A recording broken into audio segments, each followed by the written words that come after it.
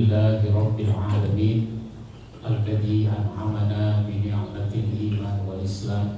Asyhadu an la ilaha illallah wahdahu la syarika wa asyhadu anna Muhammadan abduhu wa rasuluh.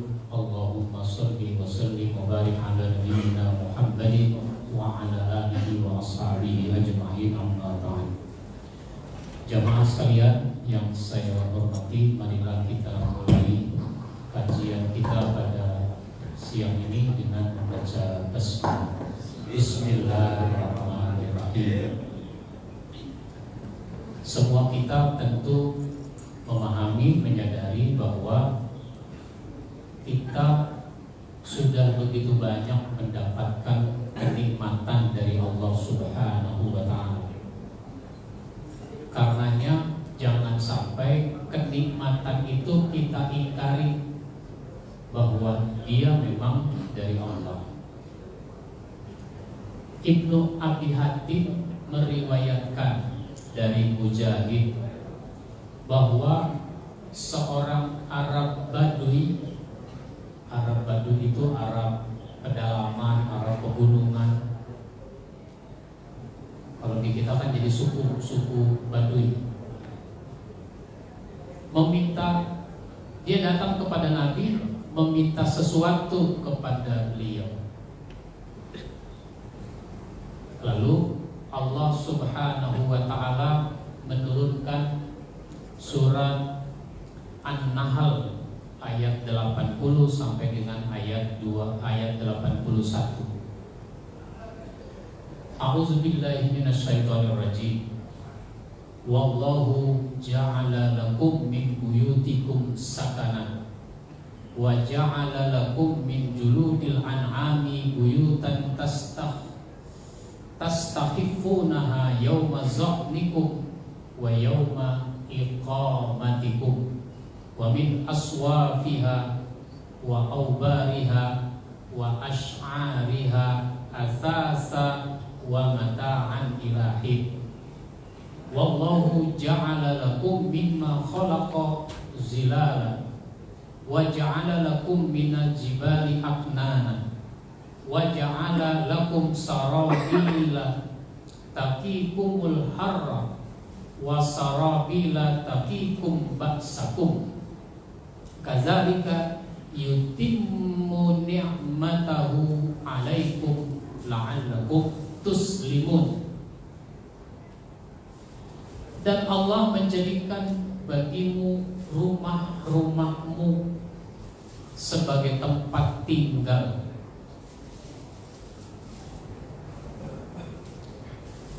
Dan Dia menjadikan bagi kamu rumah-rumah dari kulit binatang ternak yang kamu merasa ringan membawanya di waktu kamu berjalan dan di waktu kamu bermukim. Karena orang itu kan kehidupannya dulu nomaden, berpindah-pindah. Itu tempat tinggalnya dibuat dari kulit sehingga gampang dibawa pindah-pindah. Kalau sekarang tenda, camping.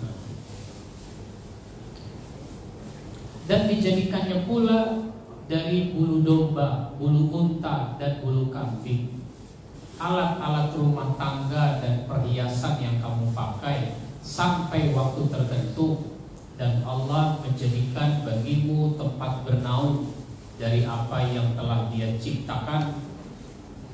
Dia jadikan bagimu pakaian yang memeliharamu dari panas dan pakaian atau baju besi yang memelihara kamu dalam peperangan. Demikianlah Allah menyempurnakan nikmatnya atasmu agar kamu berserah diri kepada Allah Subhanahu wa Ta'ala.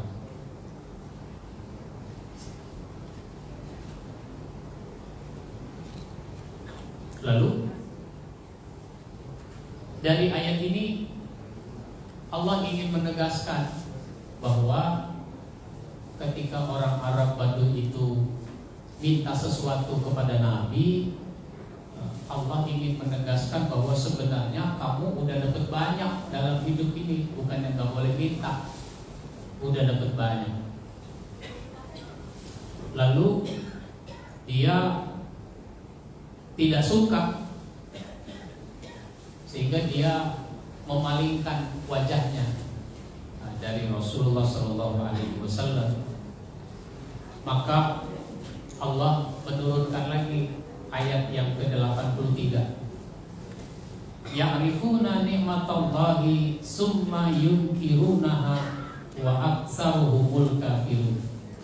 Mereka mengetahui nikmat Allah, kemudian mereka mengingkarinya, dan kebanyakan mereka adalah orang-orang yang kafir. Sebenarnya kan udah banyak, tapi mereka mengingkarinya sehingga mereka merasa masih dikit, makanya mau minta lagi. Apa yang sudah didapat kadang-kadang diingkari, tidak mau dianggap itu sebagai suatu kenikmatan. Oleh karenanya orang itu banyak yang kafir atas kenikmatan. Maksudnya adalah kufur nikmat. Kafir itu kan ada dua ya. Ada kafir i'tiqadi, kafir dari sisi keyakinan. Dia musyrik, dia tidak menuhankan Allah, maka dia namanya kafir. Ada orang mengatakan kafir dengan non-muslim itu beda. Ya kafir ya non-muslim, non-muslim ya kafir. Sehingga ada pernyataan bahwa kalau Allah melarang menikah dengan orang musyrik, itu Allah tidak melarang menikah dengan non-muslim, katanya begitu. Ayatnya ayat melarang nikah dengan orang musyrik. Kalau non-muslim bukannya musyrik, ya bagaimana sih ini logikanya? Non-muslim itu yang kafir. Kafir itu non-muslim. Kalau formal sekarang, bagaimana dengan ahli kitab? Ahli kitab ada yang menjadi kafir. Kenapa? Karena dia bertentangan dengan kitabnya sendiri. Kan kalau ahli kitab niscaya dengan datangnya Nabi Muhammad, dia beriman pada Nabi Muhammad, tapi dia tidak mau beriman pada Nabi Muhammad, meskipun dia tahu bahwa seharusnya dia beriman berdasarkan Alkitab. Akhirnya ada Alkitab yang menjadi kafir. Maka dalam surat Al-Bayyinah itu kan disebutkan innal ladzina kafaru, sesungguhnya orang-orang kafir, min ahlil kitab, dari kalangan ahli kitab, wal musyrikin, dan orang musyrik. Jadi unsurnya orang kafir itu ahli kitab dan orang musyrik. Karena seharusnya ahli kitab tidak kafir. Kalau dia komitmen pada kitabnya, niscaya dia masuk Islam. Cepat atau lambat dia akan masuk Islam. Lalu ada kufur amali, kafir dari segi amal. Dia beramal yang tidak sesuai dengan ketentuan Allah, itu namanya kafir amali. Berbuat dosa. Kalau ini kufur nikmat. Orang yang kufur nikmat tidak kemudian dia menjadi kafir i'tiqadi. Kalau mati jangan disolatkan, kalau gitu. Dia hanya berdosa. Dengan kufur nikmat dia berdosa, sehingga dia harus bertaubat kepada Allah, dan kita masih bisa mendoakan supaya dia diampuni oleh Allah. Tapi kalau dia kafir yang i'tiqadi, nggak bisa kita mendoakannya. Kalau dia mati misalnya, nggak bisa kita mendoakan ya Allah ghafir lahu warhamhu, nggak bisa. Kalau takziah boleh. Ada orang kafir, formal agamanya bisa Hindu, bisa Buddha, bisa Kristen, bisa Katolik, bisa Konghucu, formal agamanya. Lalu dia mati. Kita boleh nggak takziah? Boleh. Takziah itu kan dalam rangka menghibur keluarganya. Tapi mendoakan nggak bisa lagi kita. Nggak bisa kita doakan. Lihat jenazahnya boleh. Pernah saya bertakziah ke orang Kristen yang meninggal. Saya takziah. Ya saya lihat jenazahnya. Pakai jas, pakai dasi, pakai sepatu lengkap. Ini orang nggak ada kurangnya nih, udah lengkap. Tapi kenapa dia mati? Ya saya lihat aja. Saya tidak angkat tangan mendoakan Allahumma lahu warhamhu. Nggak boleh. Nah, dari ayat dan cerita ini pelajaran yang kita ambil adalah pertama, Nabi mengingatkan umat manusia betapa banyak nikmat yang sudah dan akan diterima dari Allah Subhanahu wa ta'ala. Banyak nikmat-nikmat yang sudah kita dapatkan sehingga kita tidak bisa menghitungnya. Wa in ta'uddu ni'matallahi la tuhsuha. Kalau kamu mau menghitung-hitung nikmat, maka kamu tidak akan mampu menghitung nikmat itu. Contoh yang paling gampang, kita ini membutuhkan oksigen, membutuhkan udara. Ketika kita membutuhkan oksigen, Allah sudah sediakan gratis. Tapi ketika kita sakit, dirawat di rumah sakit, kita membutuhkan bantuan pernapasan, dikasih oksigen, ada hitungannya?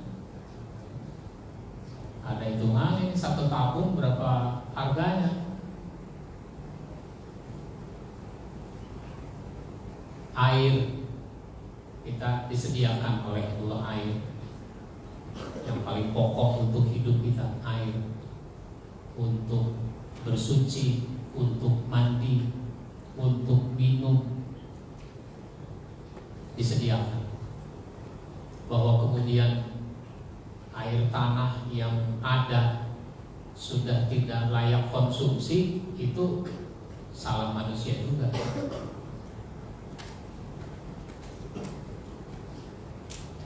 Bahkan dengan kreativitas ilmu pengetahuan, ternyata apa-apa yang sudah Allah sediakan itu bisa menjadi energi. Angin bisa jadi energi. Sehingga orang Belanda bikin kincir, bukan sekedar muter-muter, tapi kincir itu bisa memindahkan air dari satu tempat ke tempat lain. Petani-petani di Belanda menggunakan kincir, sehingga untuk mengalirkan air ke sebelah sana nggak mesti diselok, sudah pakai kincir. Bahkan tenaga listrik bisa dari angin.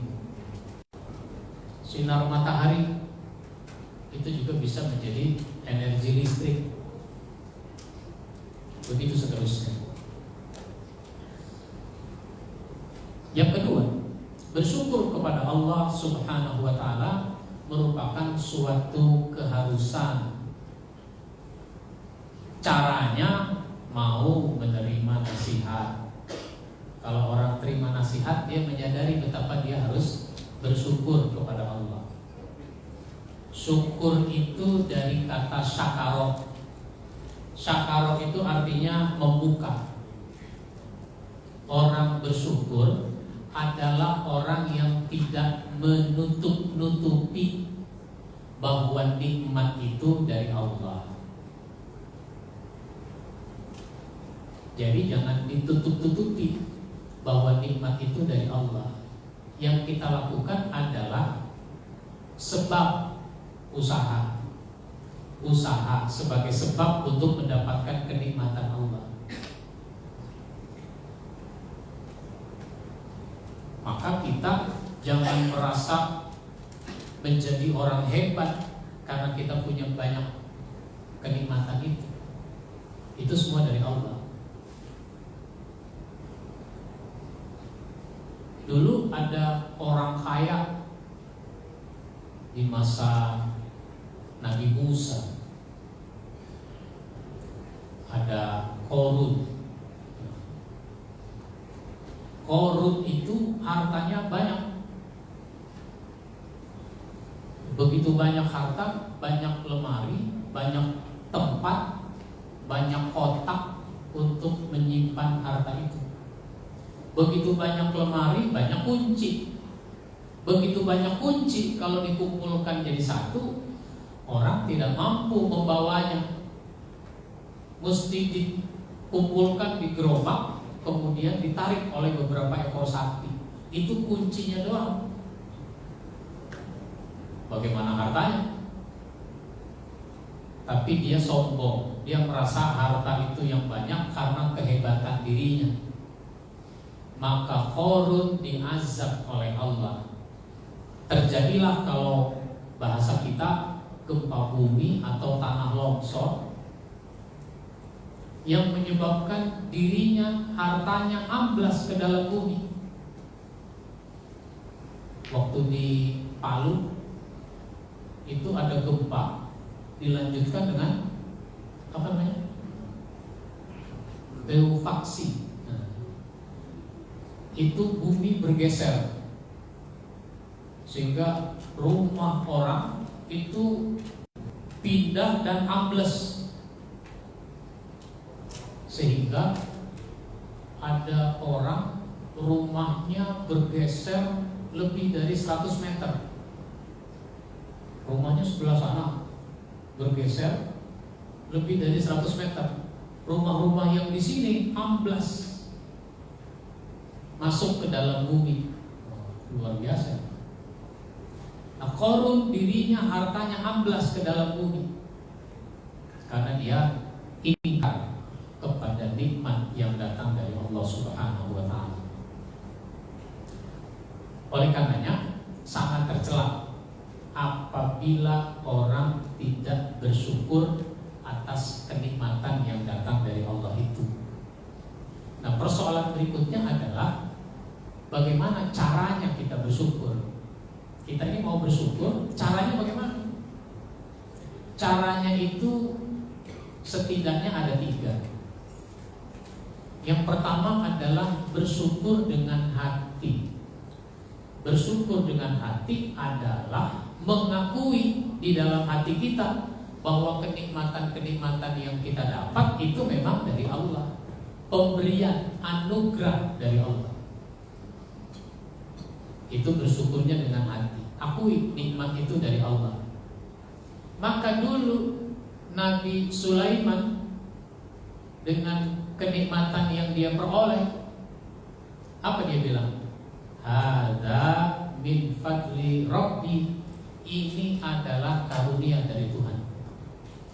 Nabi Sulaiman itu kan luar biasa. Dia nabi, dia juga raja. Nabi sekaligus raja.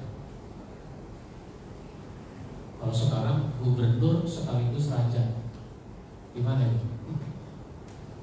Nah, dia raja tapi juga gubernur, gubernur tapi juga raja di Jogja ya.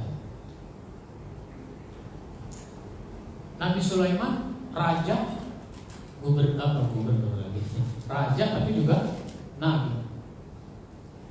Dan Allah memberikan kelebihan yang luar biasa karena dia dibantu oleh binatang-binatang, oleh jin, dibantu. Dan dia mengerti bahasa binatang sampai semut. Pernah nggak dengerin suara semut? Enggak, belum pernah. Yang kita dengar suara ayam, suara anjing, suara kambing, suara sapi. Tapi kalau semut kita nggak pernah dengar suaranya. Kayak apa itu suara semut? Mungkin perlu alat untuk mendeteksi suara semut. Sebab alat-alat itu ada yang bisa merekam suara daun. Daun itu juga bersuara. Dan itu bisa memiliki nada. Jadi kayak musik itu. Jadi ada penelitian tentang pohon, tentang lingkungan. Saya pernah lihat di televisi liputan tentang itu. Jadi pohon-pohon itu direkam, ditempelkan alat perekam, terus dihubungkan dengan komputer. Nah, di situ terekam ada suara nada-nada, bisa menjadi suara musik. Semut belum. Nah, Nabi Sulaiman itu mendengar suara semut, bahkan mengerti, sehingga dia tersenyum ketika semut-semut itu sedang berjalan. Semut itu ada pimpinannya. Ayo kita masuk ke dalam lubang. Kalau enggak, nanti khawatir Tuan Sulaiman beserta rombongan lewat sini, dia nggak tahu, kita terinjak-injak. Ayo segera masuk. Itu Nabi Sulaiman mendengar kalimat itu. Kita jangankan dengar kalimatnya, tahu juga nggak ada semut tuh. Kalau kita lagi jalan, bisa jadi kita menginjaknya. Bahkan yang kita lihat sengaja kita mengganggunya, bahkan membunuhnya. Nah itu. Nah atas semua itu Nabi Sulaiman bermohon kepada Allah, Rabbi auzi'ni an ashkura ni'mataka allati an'amta alayya wa ala walidayya wa an amal salihan tardahu wa adkhilni bi rahmatika fi ibadikas salihin. Dia minta bimbingan agar punya kemampuan untuk bersyukur atas nikmat yang sudah diberikan kepadanya dan juga kepada kedua orang tuanya. Dan dia minta dimasukkan oleh Allah ke dalam hamba-hamba yang saleh. Nah ini luar biasa. Seorang nabi udah pasti saleh, tapi ternyata masih berdoa supaya minta dimasukkan ke dalam hamba-hamba Allah yang saleh. Baik, saya persilahkan kalau ada yang mau menyampaikan pertanyaan, tanggapan.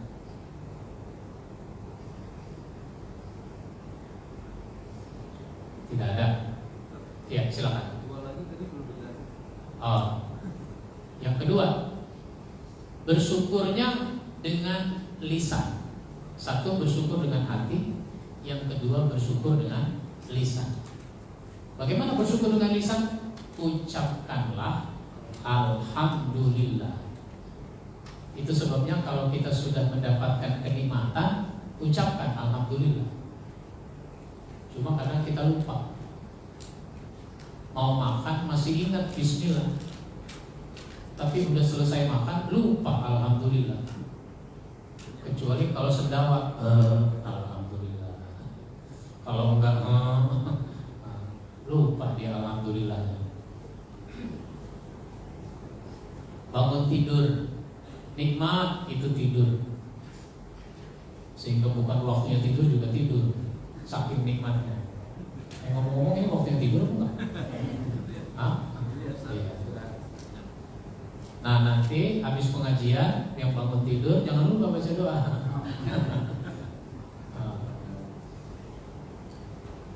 Alhamdulillah, bangun tidur. Bisa buang air kecil, bisa buang air besar, nikmat nggak? Nikmat. 3 hari orang tidak BAB, mesti periksa ke dokter. Bagaimana ini dokter, saya udah 3 hari nggak bisa BAB, baru udah makan payah. Maka bisa buang air besar itu nikmat. Maka Maka sesudah buang air besar, alhamdulillah. Tapi sesudah keluar dari WC ya, jangan alhamdulillah, alhamdulillah, jangan begitu. Alhamdulillahnya kalau sudah keluar dari WC. Yang ketiga, bersyukurnya dengan amal, dengan perbuatan. Apa yang sudah Allah berikan, gunakan untuk segala amal soleh. Makan, itu nikmat. Sesudah makan, kita punya energi baru. Energi baru apa energi terbarukan? Ya, kalau dari Pertamina ada istilah energi terbarukan. Itu ada divisinya sendiri, energi terbarukan. Bulan Ramadan saya ceramah berbuka puasa. Ini bidangnya apa, Pak? Saya tanya. Apa itu istilahnya saya lupa. Intinya adalah ini urusan kami adalah yang energi terbarukan. Oh begitu. Jadi nggak selalu harus pakai bensin. Energi terbarukan. Apa saja bisa jadi energi. Sampah bisa dong, bisa. Sampah bisa jadi energi. Itu di Bantar Gebang kan banyak sampah. Kenapa nggak dibikin energi aja? Ya bisa, cuma masalahnya adalah masalah-masalah politis. Baik. Jadi kita punya energi, tenaga, maka gunakan tenaga kita untuk kebaikan. Kalau orang mau merampok, orang mau maling, itu kira-kira makan dulu kan dia? Dia makan dulu, dia punya tenaga seperti itu. Cuma tenaga digunakan untuk kemaksiatan. Orang mau berzina, kira-kira makan dulu kan? Makan. Punya tenaga tapi digunakan untuk kemaksiatan. Maka kalau orang bersyukur dengan amal, sehingga dia gunakan energinya itu untuk kebaikan. Baik. Ada lagi yang mau nanya? Nah, terakhir, kalau kita sudah bersyukur, kita sering mendengar ayat la in syakartum la azidannakum wa la in kafartum inna adzabi lasyadid. Jika kamu bersyukur, Allah tambah nikmat kepadamu. Jadi kalau kita bersyukur, nikmatnya ditambah. Ditambah itu bisa jumlahnya dari 1 bertambah jadi 2, bertambah jadi 4, bertambah jadi 6, bertambah jadi 8 dan seterusnya. Bisa bertambah jumlahnya. Tapi seandainya jumlahnya belum bertambah, yang bertambah itu adalah rasanya. Rasanya. Meskipun sedikit, rasanya seperti banyak. Dulu waktu masih muda, makan sepiring mentung kata orang. Nambah lagi. Udah sepiring mentung, nambah. Ketika dia udah tua, setengah piring aja udah kenyang. Bukan karena kenikmatan sudah dikurangi, hanya mungkin karena dia bersyukur. Sedikit rasanya udah kenyang.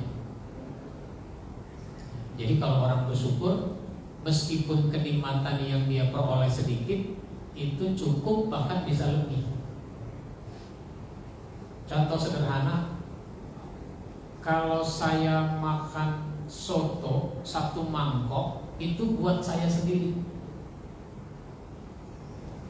Tapi ketika istri saya belum makan, anak saya belum makan, dan gak ada makanan lagi, ketika saya pulang saya bawa soto sebungkus, 1 porsi, beli di pinggir jalan itu. Karena istri belum makan, anak belum makan, maka soto semangkok itu bisa dimakan bertiga kalau bersyukur. Tapi Tapi kalau nggak bersyukur, kalau kamu mau sana beli di depan pinggir jalan. Nah, ini saya masih kurang segini. Jadi di situ kalau bersyukur ditambah, tapi kalau kufur nggak mau bersyukur malah mengingkari, itu azab. Azab dengan berbagai cara. Maka Korun diazab itu dengan cara diamblaskan dirinya dan hartanya ke dalam bumi. Mudah-mudahan ini mengingatkan kita semua agar kita menjadi orang-orang yang pandai bersyukur kepada Allah Subhanahu wa Ta'ala atas segala kenikmatan yang diberikan kepada kita. Amin ya rabbal alamin. Kita akhiri dengan baca hamdalah. Alhamdulillahirabbil alamin. Wassalamualaikum warahmatullahi wabarakatuh.